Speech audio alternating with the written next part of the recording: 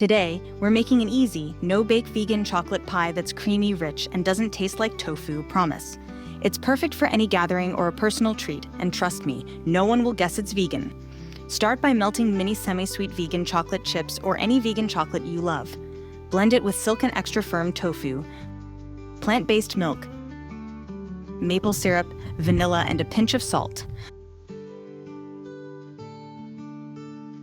Pour the filling in a graham cracker crust. Many in the US are vegan, or make an easy homemade crust from nuts and twigs. There's no need to bake it. Just pop it in the fridge to set, and it's the perfect base for this no-bake pie. Smooth the filling, and refrigerate for a few hours or overnight.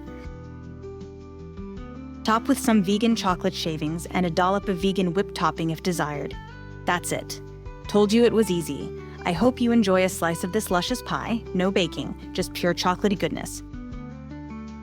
Visit nutsandtwigs.com for details.